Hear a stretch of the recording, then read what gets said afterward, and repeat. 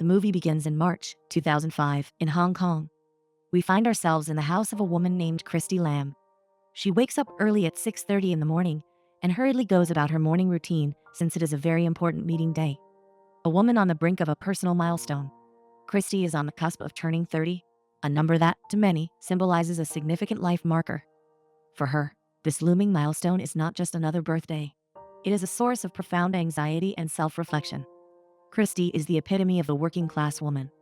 Her life is a tapestry of routine and stability. She wakes up at the same time each day, navigates the crowded public transport system to her job at a modest office, and meticulously plans her days down to the smallest detail. Her relationship, she insists, is steady, a cornerstone of her seemingly well-ordered existence. Yet, beneath the surface of her organized life, a storm of cultural and personal pressures brews. In the fast-paced, high-expectation society of Hong Kong, turning 30 carries a weighty significance, especially for women. It's an age by which many feel they should have reached certain milestones: marriage, children, career success.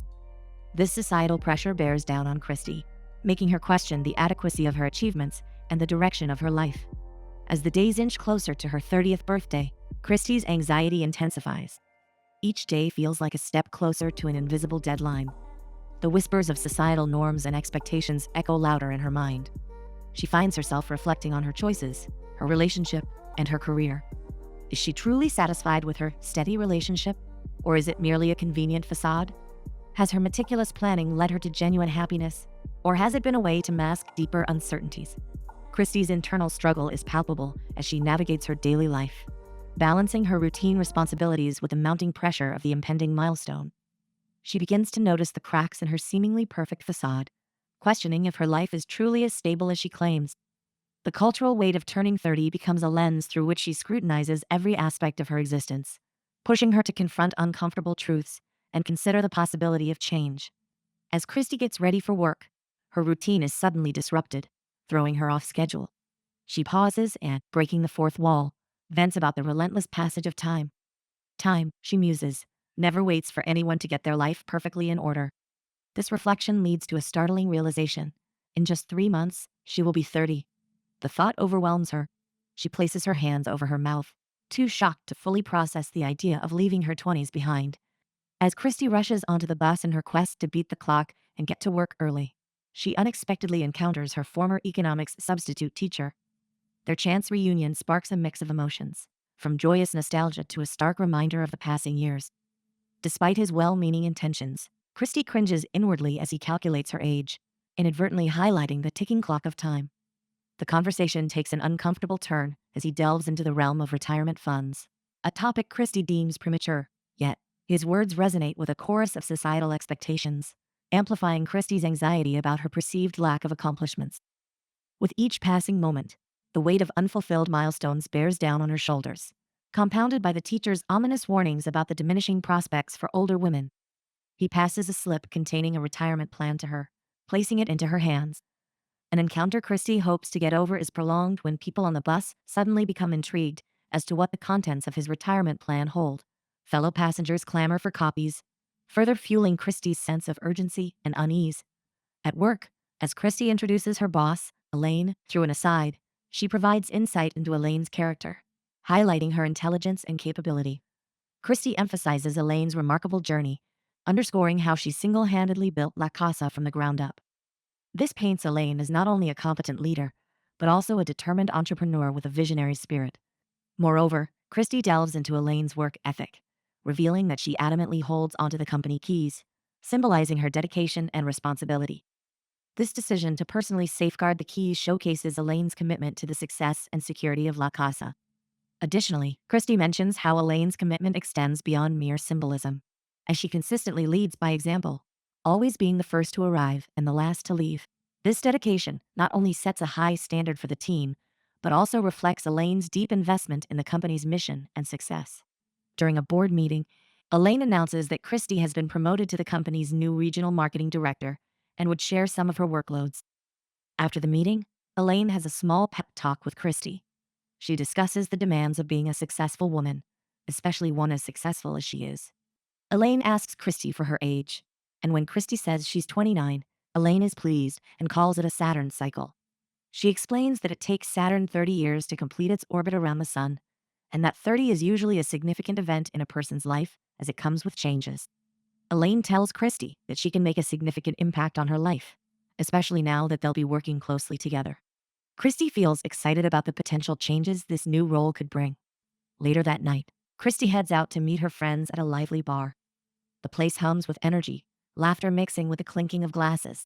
They settle into a cozy corner, ordering a mix of appetizers, and conversations flow effortlessly. They dive into updates on their relationships, exchanging stories with animated gestures. Skincare routines become a hot topic, with tips and product recommendations flying around the table. As the night deepens, they open up about their various views and approaches to situations, sharing experiences and offering support. The connection between them grows stronger with each shared moment. After Christy heads back home, she and her friends sit in the back seat of a taxi, the city lights flickering through the windows. Her friend suddenly confides in Christy, revealing she saw Doris' husband with another woman. She can't bear to tell Doris, fearing it would devastate her. The taxi pulls up to her friend's stop. She gets out, leaving Christy alone with her thoughts. The phone rings. It's her ill father. All the poor man can think about is his daughter, as her number is the only number he remembers. His voice, frail and distant, fills her with a mix of relief and sorrow. Her mother takes the phone from him, eager to speak to Christy. It's usually draining having to talk to her parents, as they always tend to annoy her. In the brief conversation, Christy shares the news of her promotion. Her mother's reaction is lukewarm, seeing the promotion not as an achievement, but as a burden with more responsibilities. Christy sits in the taxi, feeling the weight of the conversation. She tells her mother she's on the bus, not wanting to worry her about being out in a taxi that late at night. The taxi weaves through the streets, carrying Christy home, the glow of her promotion dulled by the concerns of the future. Eventually, Christy gets home. She breaks the news of Doris getting married to Tiz-Ho, hoping to spark a conversation. However, Tiz-Ho claims to not have the luxury of time to chat as he hasn't got enough sleep and still needs to get up early in the morning. Christy tries to show her concern about being a maid of honor for the fourth time, as it usually issues bad luck, and how it could hinder her chances of finding love. But again, Tiz-Ho can't talk any longer. Christy's landlord arrives for a scheduled visit. He had been informed about the leakages in her apartment, and now he's here to assess the situation. Spotting a framed photo of Christy's well-known boyfriend, Tiz-Ho, on the wall, he casually remarks about their long-term relationship, suggesting they should tie the knot already. After the short chat, the landlord inspects the damage. His expression turns grave as he assesses the extent of the problem. He opines that it's much worse than anticipated, emphasizing the need for more time to address not just the leaks, but also other pending issues like the malfunctioning elevator and structural concerns with the building, suggesting that Christy temporarily moves in with her boyfriend while repairs are underway. The landlord's practical solution clashes with Christy's reluctance. She hesitates, expressing her desire to stay put despite the inconvenience. However, the landlord insists on thorough repairs, leaving Christy with no choice but to start searching for a new place to live. The realization hits her hard, the sudden upheaval leaving her feeling devastated and overwhelmed as she faces the daunting task of finding a new home on such short notice. Christy's life seems to have settled into a relentless rhythm, each day blending seamlessly into the next with the predictability of a well-worn routine. The monotony of her daily grind weighs heavily upon her, like a heavy cloak that she cannot shake off. From the moment she wakes up to the moment she drifts off to sleep, it's as if she's caught in an endless loop, the days merging into a blur of sameness. Every morning, she rises to the same alarm clock's relentless chime, dragging herself through the motions of getting ready for another day of work. The commute feels like a journey she's made 1,000 times before, the scenery passing by in a blur of familiarity. At work, the tasks awaiting her are as predictable as ever, each one feeling like a mere repetition of the last. There's a sense of disillusionment that hangs over her like a shadow, as she wonders if this is all there is to life. Despite her longing for change, she feels trapped by the comfort of the familiar, afraid to break free from the safety net of routine. Yet, deep down, a flicker of yearning stirs within her, a whisper of possibility that perhaps, just perhaps, there could be more to life than this endless cycle of repetition. In the hustle and bustle of her busy schedule, Christy squeezes in time to visit her boyfriend, eager to lend a hand with his packing before his trip. However, while she's at the apartment, tension fills the air. He accuses her of treating his place like an office, as she hops from one phone call to the other, neglecting their time together to tend to work matters. Christy, feeling the weight of unattended tasks, defends herself, explaining that she sacrificed her workload to be there.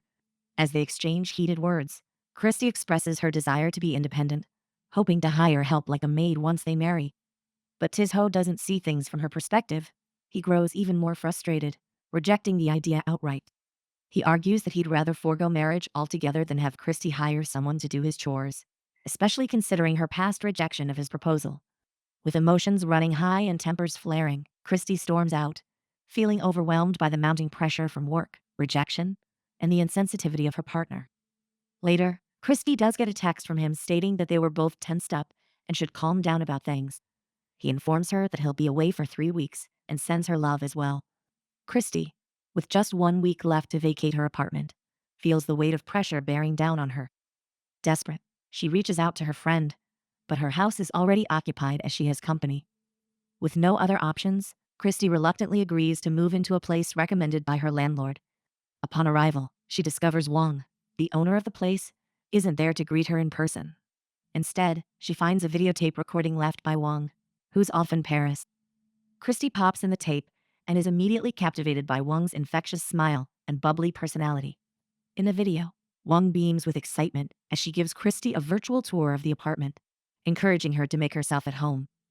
With warmth in her voice, Wong assures Christy that she'll have a wonderful month in the apartment, leaving Christy feeling grateful for the unexpected gesture of hospitality in this time of uncertainty.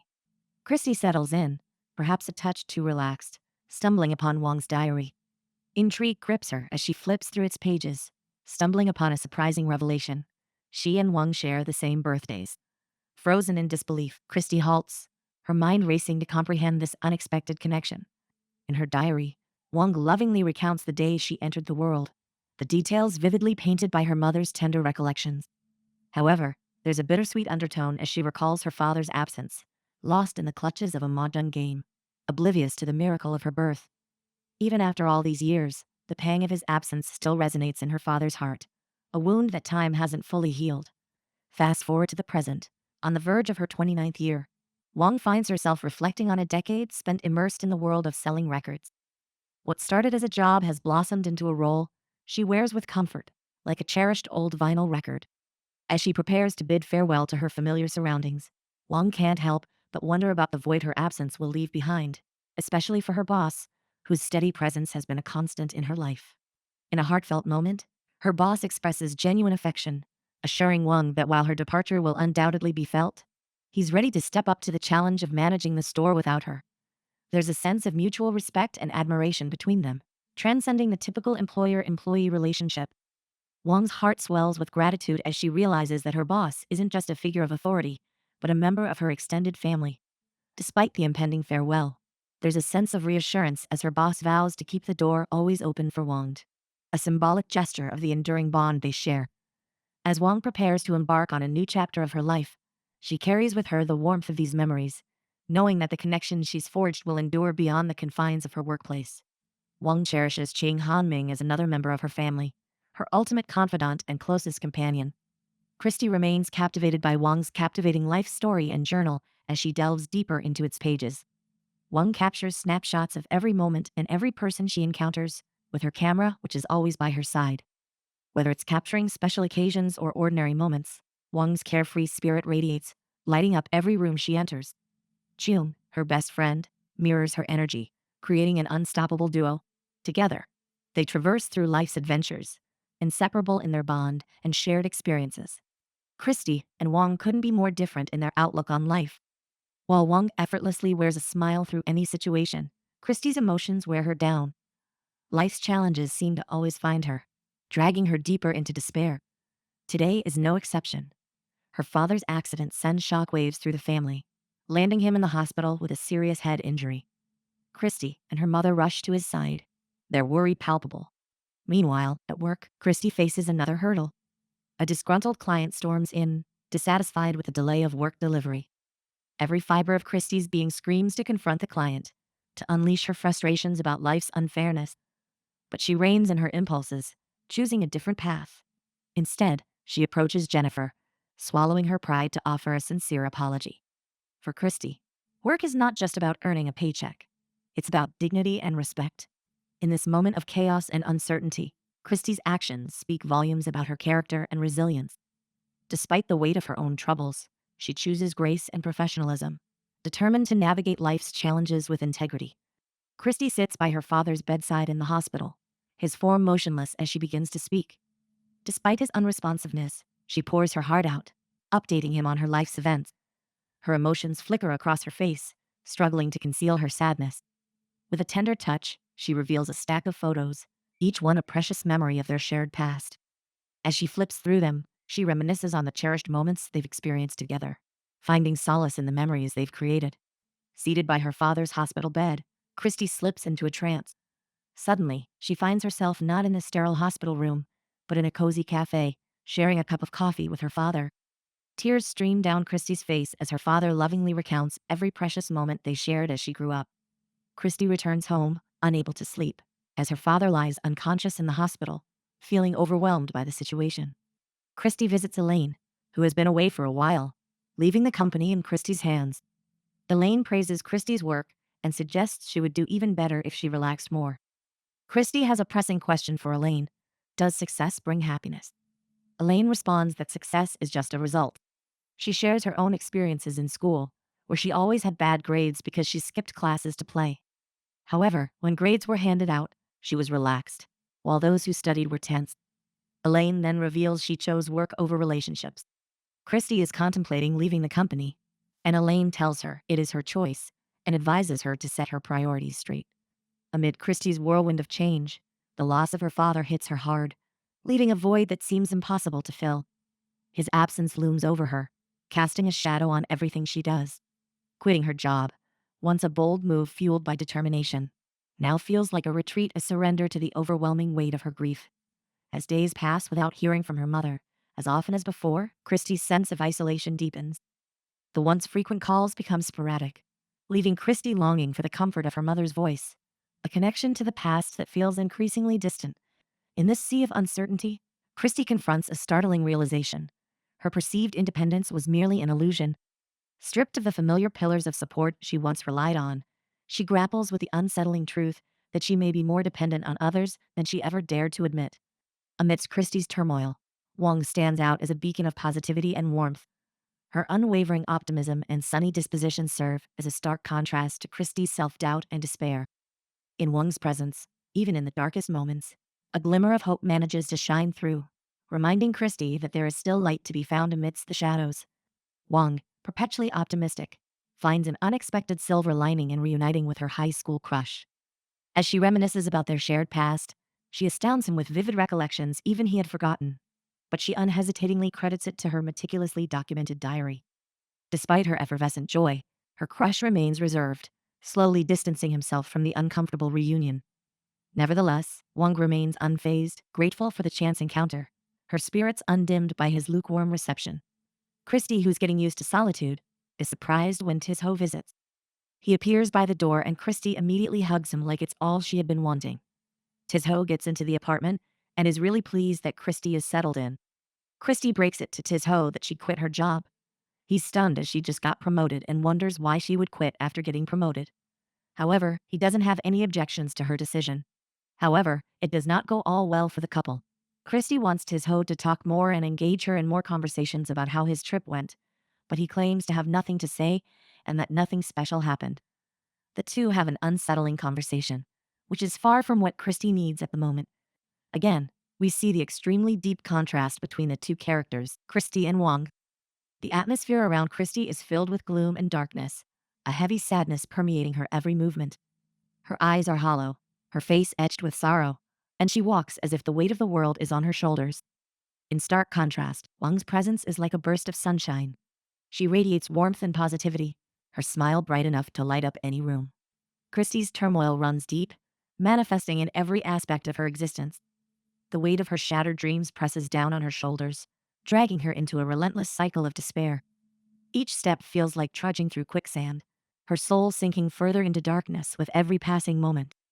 The emptiness of her nights amplifies the cacophony of her inner torment, the echoes of her anguished cries reverberating in the stillness, haunting her every breath. Meanwhile, Wang stands as a stark contrast, a testament to resilience in the face of adversity. Her infectious laughter rings out like a melody of hope, cutting through the gloom like a ray of sunshine on a cloudy day.